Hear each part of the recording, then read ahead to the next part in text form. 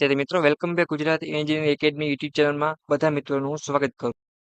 અને આજે આપણે બેસ્ટ એક રિક્વાયરમેન્ટ છે ગવર્મેન્ટ સેક્ટરમાં તમે સારી રીતે જોબ કરી શકો, કંઈક શીખી શકો અને તમને આગળ ફ્યુચરમાં વધવા માટે પણ ઘણું બધું હેલ્પફુલ થાય.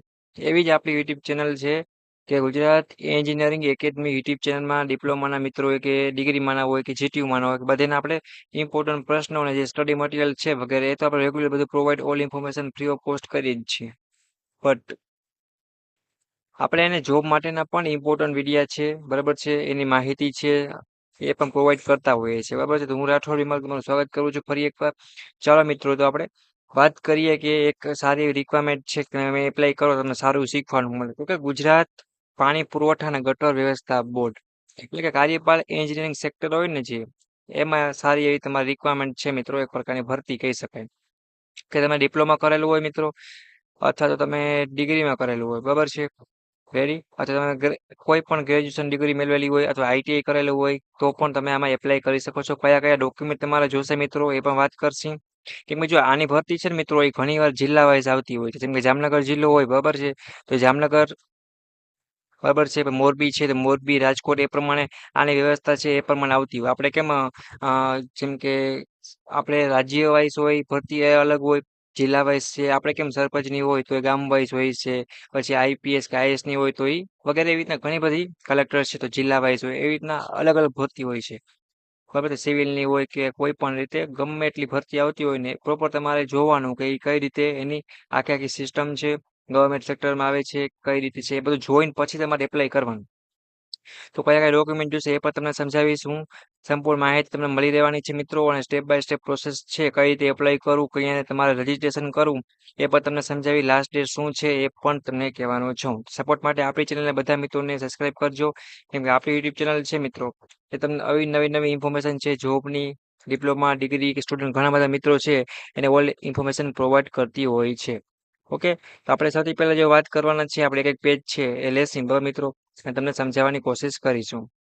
તો ગુજરાત પાણી પુરવઠા અને ગટર વ્યવસ્થા બોર્ડ કાર્યપાલ ઇજનેરી, મીન્સ કે ઇજનેરી એટલે એન્જિનિયરિંગ જ થાય, ગુજરાતી વર્ડ લખ્યો, કચેરી જાહેર આરોગ્ય યાંત્રિક વિભાગ કે એપ્રેન્ટિસ માટેની મિત્રો આ વસ્તુ છે. આમાં તાલીમ મળશે, તમને શીખવા મળશે ને સ્ટાઇપન્ડ તરીકે પણ સારી એવી સેલેરી કહી શકાય એ પણ મળશે. રેડી.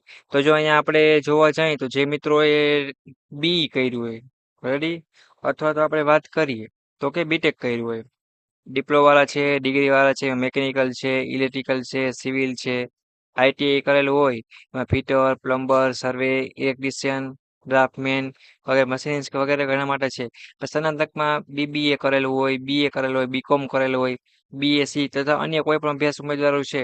આપણે સ્પેસિફાઈ જોઈએ એકવાર અત્યારે, બટ તમે નાનું સર્ક્યુલર છે એ તમારે વાંચવાનું છે કે જે બોર્ડ સૂચના અનુસાર કચેરી હેઠળ તાલીમ તરીકે જોડાવા અંગે 9:30, બરાબર, મંગળવારના રોજ સવારે 10:30 ગુજરાત પાણી પુરવઠા અને ગટર વ્યવસ્થા બોર્ડ જલ ભવન કહેવાય છે, ઇસ્પેક બંગલો, યુનિવર્સિટી રોડ, પોસ્ટ ઓફિસ સામે, યુનિવર્સિટી રોડ, બિશપ હાઉસ, પ્રેમ મંદિર પાસે, રાજકોટ 360005 ખાતે ઉમેદવારની રૂબરૂ મુલાકાત માટે ઇન્ટરવ્યુ છે.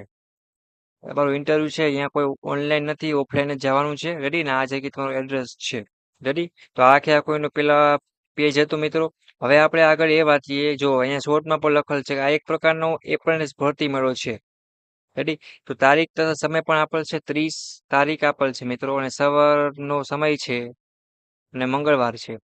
ડિગ્રી તમે કરેલી હશે એજ્યુકેશનમાં, ડિપ્લોમા, સિવિલ, મેકેનિકલ, ઇલેક્ટ્રિકલ, આ 3 બ્રાન્ચો, પછી અન્ય ગ્રેજ્યુએશન કરેલું હોય બીએ, બીકોમ, બીકે, આપણે જે બધું આવી ગયું વાત કરી.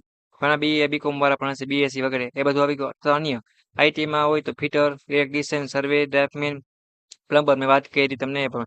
હવે તમને સેલેરી કઈ રીતે મિત્રો મળશે તો કે જો ડિગ્રી વાળા જે સ્ટુડન્ટ હશે ને એને 15,000 મળશે, અથવા બીજું કોઈ પણ અન્ય ગ્રેજ્યુએટ હોય એ લોકોને કેટલા મળશે તો કે 15,000 મળશે. અને મિત્રો એટલે સમજી લો કે શીખવાના પૈસા છે. એટલે હું તો કહું કે સારું કહેવાય, કેમ કે ઘણી વાર ગવર્મેન્ટ સેક્ટરમાં તમે આવી રીતના કામ કરો મિત્રો, તમારો એક્સપિરિયન્સ થઈ જાય, લેટર મળી જાય, પછી તમે એવી રીતના કરતા કરતા ધીમે ધીમે આ તમે પરમેનન્ટ પણ સેટ થઈ જાવ છો.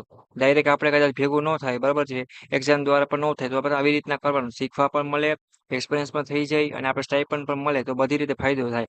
એક આઈટીઆઈ વાળા છે એને 9,000 મળશે, અને ડિપ્લો વાળા જે મિત્રો હશે એને 12,000 મળશે, બરાબર છે. એ તમારા ટ્રેનિંગ માટે છે.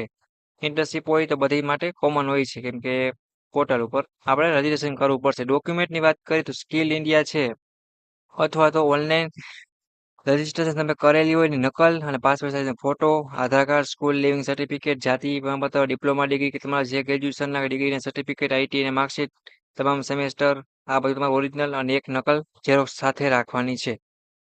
અને એક નોંધ શું કે અભ્યાસ નોકરી ચાલુ હોય તેવા તથા જાહેર કે ખાનગી સંસ્થામાં અગાઉથી એપ્રેન્ટિસ તરીકેની તાલીમ લીધેલ ઉમેદવારો ગેરલાયક ગણાશે. બરાબર છે. એટલે જે મિત્રોને એપ્રેન્ટિસ કરેલું હોય અગાઉથી એના માટે આ નહીં કરવાનું. બરાબર, એ વસ્તુ ખાસ એક ધ્યાન રાખજો. સેકન્ડ નંબરનું પેજ છે મિત્રો, એ આપણે તમારી હમણાં વાત કરી એ પ્રમાણે કહેવાય કે બી મેકેનિકલ, સિવિલ, ઇલેક્ટ્રિકલ છે, આ બે ડિગ્રી વાળા છે, D2D વાળા સ્ટુડન્ટ છે અથવા બીજા ડિગ્રી વાળા છે, એ બધા આવી ગયા. D2D વાળા એને પર મંથ 15,000 આપણે વાત કરી.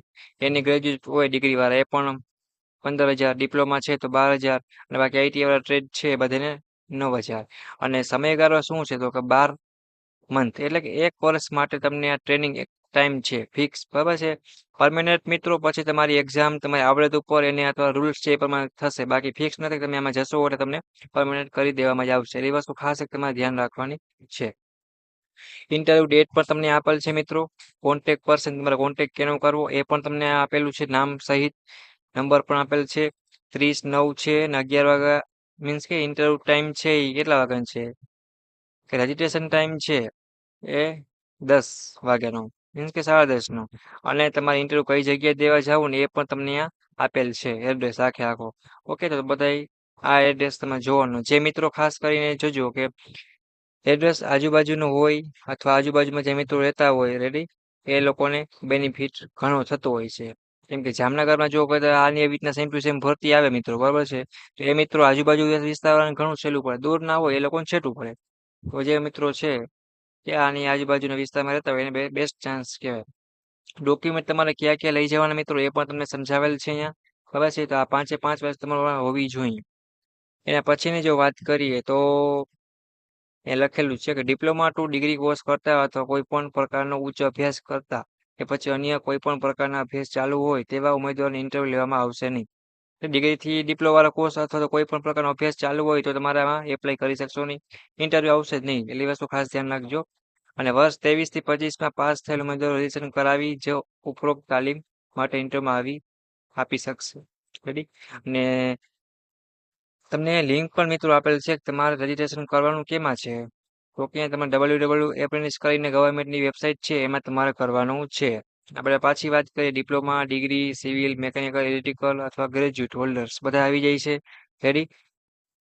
અને બાકી વેબસાઇટ બધી આપેલ છે એ પ્રમાણે તમારે સ્ટેપ બાય સ્ટેપ શું કરવાનું તો કે આ પ્રોસેસને ફોલો કરવાની છે. ખબર છે. કે ઘણી વાર ગવર્મેન્ટ સેક્ટરમાં મિત્રો શું થતું હોય છે, બરાબર, ઘણા મિત્રોને ખબર હોતી નથી. અને આપણે ગ્રેજ્યુએશન કમ્પ્લીટ થયું હોય, ડિપ્લોમા કમ્પ્લીટ થયું હોય, જો ગવર્મેન્ટ સેક્ટરમાં ચાન્સ મળતો હોય મિત્રો તો તમારે બેસ્ટમાં બેસ્ટ કહેવાય કે તમારે આ જવું જ જોઈએ. 1 વર્ષ તમારી એક્સપિરિયન્સ થઈ જાય પછી એના બેઝ ઉપર તમે વર્ક કરો, સર સાથે મુલાકાત થાય, વાતચીત થાય, તમને અહીંયાનું એન્વાયરમેન્ટ છે જાણવા મળે તો તમને ખબર પડે કે ના પરમેનન્ટ થવા માટે આપણે કરવું શું પડશે. બરાબર છે. એટલે એ વસ્તુ તમારે ખાસ એક ધ્યાન રાખવાની છે. તો તમને શું થાય તો કે તમને ખુદને ખ્યાલ આવે મિત્રો અને તમારે પણ આગળ વધવામાં બહુ એટલે બહુ સહેલું પડે. એમ મારું ટૂંકમાં તમને એ કહેવાનું છે. રેડી. ઘણી વાર એવા હોય કે ગવર્મેન્ટની તૈયારી કરતા હોય, જીપીએસસી, યુપીએસસી કોઈ પણ, તો ડાયરેક્ટ ચાન્સ મળી જતો હોય છે. પણ બીજા ઘણા મિત્રો હોય કે એ લોકોને આવી રીતના સરળ રીતે તમારે સેટ થવા માટે. એ રીતે બધા મિત્રોને જે લોકોની ઈચ્છા હોય મિત્રો એ આ વસ્તુ સ્ટેપ બાય સ્ટેપ બધું તમારા ડોક્યુમેન્ટ રૂબરૂપ જવાનું છે અને ખાલી રજીસ્ટ્રેશન તમને પોર્ટલ ઉપર કરવાનું છે. બરાબર છે. એટલે એ ખાલી વસ્તુનું ધ્યાન રાખજો. બીજી કઈ હેલ્પની જરૂર પડે મિત્રો, કઈ ન સમજાય તો મને પર્સનલ મેસેજ કરો અથવા આ વિડીયોમાં તમે નીચે કોમેન્ટ પણ કરી શકો છો. આ નવી જોબની નવી નવી અપડેટ, રિક્વાયરમેન્ટ અને ભરતીની માહિતી મેળવવા માટે સ્પેશિયલ મેં વોટ્સએપ ગ્રુપ એક બનાવેલ છે જેની લિંક તમને નીચે આપી દઈશ અને પ્લેલિસ્ટ પણ બનાવેલ છે.